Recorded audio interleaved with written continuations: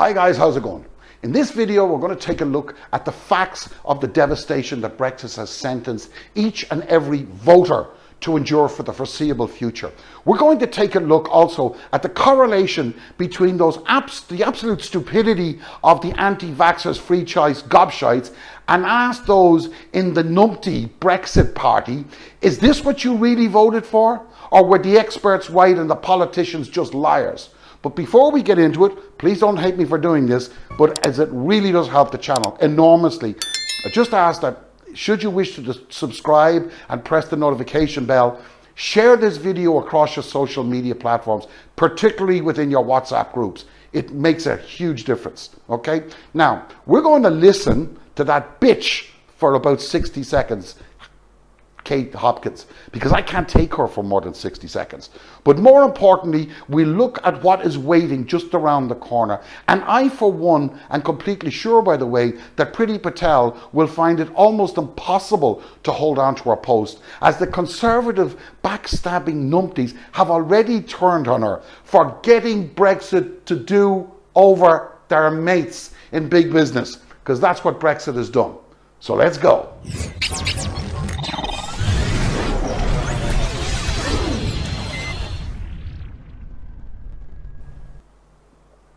Now, for what it seems an eternity, we have suffered from either the crap about people screaming freedom of choice, which in my mind means freedom to infect anybody and everybody they can by insisting that they have some God-given absolute right to enter any building, sit in any group they choose, no matter the dangers to that group. That's what it means to me, quite frankly.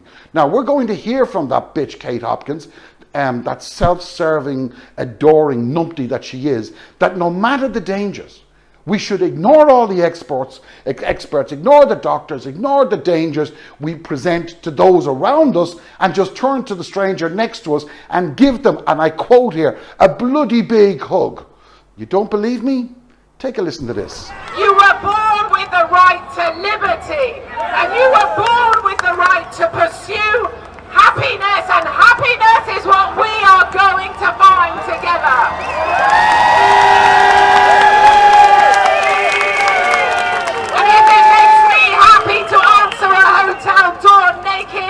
That's exactly what I'm going to do, and you're going to need to kick my ass to stop me. Now listen, I want you to turn around where you are, and I want you to hug each other. I want you to rub yourselves up against each other with permission, ask first. Don't do it from behind without permission. Ask for permission and then rub yourselves up against each other. Because this is what we're about. Well done, everybody. Stop humping her. Stop humping her. Jesus. But what they actually took from us was this. The ability to be with each other and feel better together, to see each other's faces laugh. Now, it really is truly incredible that this cow gets away with this crap. Now, I wonder how Kate would react if you or I went into her home or sat at her table, took out a box of Hamlet cigars or big half Corona cigars and smoked our brains out. Would she say something like, hey, don't you give me your cancer-causing smoke and bring it into my lungs? Would she say that? You're damn right she'd say it, and you're damn right she'd be right to say it. But if she comes in, she's encouraging people who haven't been vaccinated to do this and that, give me a break. Give me a break. But I'm getting sidetracked here a bit. So let's look at some real figures affecting real people. Now, we won't concentrate on the haulage business because that's just too easy. What we will do, however, is take a look at the British food industry. Now, we can see, just as plain as a summer's day, just how the food industry has been royally screwed over. Okay? And it's only beginning. Meanwhile, we also see how the Brexit media are no longer able to hide it because it's staring, or more appropriately, it isn't staring us right in the face in almost every supermarket up and down the length and breadth of the UK. Now, the figures you're seeing here have shown a range, a drop of 35% down to a 5% deviation. Okay, now we need the numpties out there to realize we are talking about British owners with British families, with British lives that have been turned upside down. You see, there are 6 million businesses in the UK that employ less than 50 people. 6 million. And this 6 million represents 99% of UK companies. 99% of UK companies. Now, of those, 1.15 million are one-man bands. Now, for those guys to lose 5% is calamitous, and maybe enough to tip them right over the Brexit cliff edge. Now, I'm not saying that some of these businesses will not have some advantages, especially if they have trade skills. But what I am saying is that unless every economist of any repute is wrong when an economy contracts as the UK's has done and is forecasted to do, you are now faced with and also, by the way, with a massive obstruction to barrier to trade. Houston, we've got a problem, and Brexit has delivered that problem. The inevitable outcome is that most short-term gains, if any, will soon, and I mean very soon, be outweighed by the disadvantages. When you combine that dip with huge hikes in transport costs, along with the inability to hire permanent staff, or more importantly, be able to rely on casual labour in moments of need, I really don't think those small one-man bands can survive, because it's just too hard. It's just too hard. What makes it more worrying is that when the checks come into effect in October, if the government actually holds to its commitments, the problems we're facing now, they're going to pale into insignificance. And let me tell you why. So seatbelts on for this one, because we're going to have a ride on the Brexit bus, okay? The more a HGV is working, a heavy goods vehicle, the better it is for the whole economy.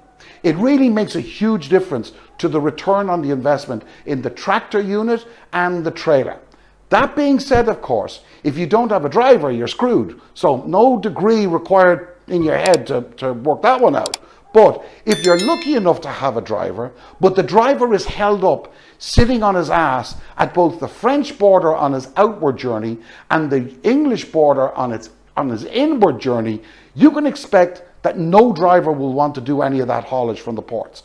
The reason being, they get paid for driving, not for sitting in the cab, because they can't earn enough money and they'll leave for other jobs, creating an even bigger shortage. Now, you may think I'm joking here, exaggerating, but I am not at all. And we also have to bear in mind, okay, the great and ridiculous solution forwarded by the government to extend the driving hours beyond what they were originally under the EU regs by about, I think it's 11 hours per week. This will immediately rule out any chance of any driver that adopts those hours from being able to drive in Europe. It's just going to stop it immediately. Because under EU law, HGV drivers must ensure that they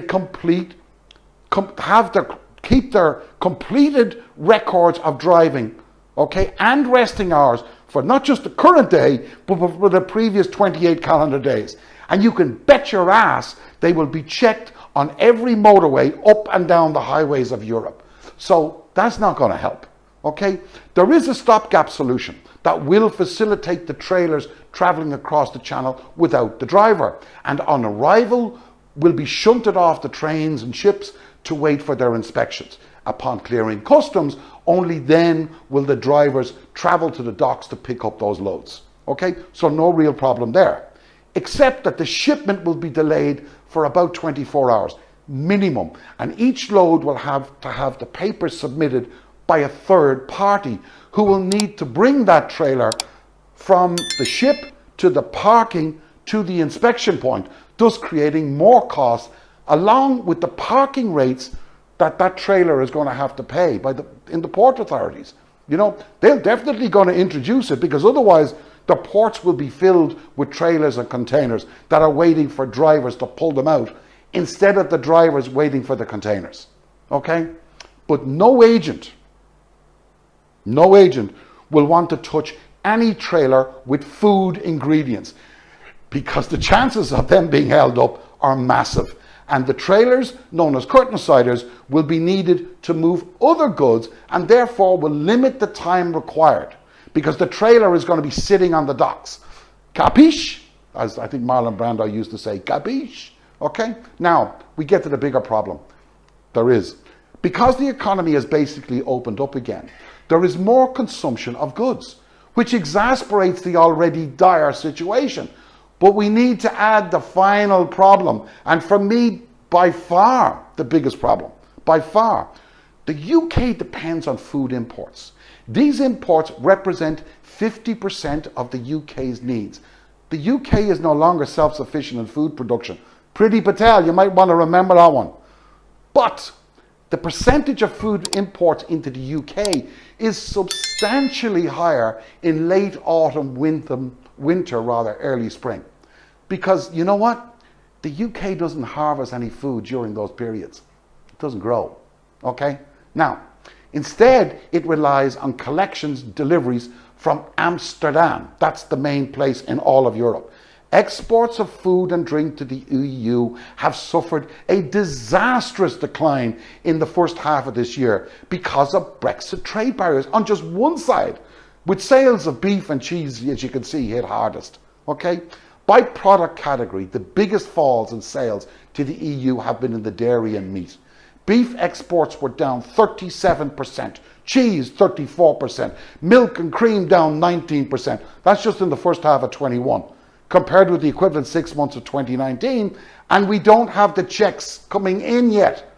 So it's going to get worse. Exports to nearly all EU member states fell significantly. Can you imagine, even including a 500 million drop in sales to the Republic of Ireland, while sales to Germany, Spain and Italy, they were also down the first half on the first half of the figures of 2019, because there's no point in comparing 2020. Okay, it's not that fair. So guys, I hope you'll be able to get your heads around this, and apologies for the rambling, but I thought I should just get it out there. So you guys take care, hit the subscribe, hit the bell, and I'll see you all on the flip side. Take care.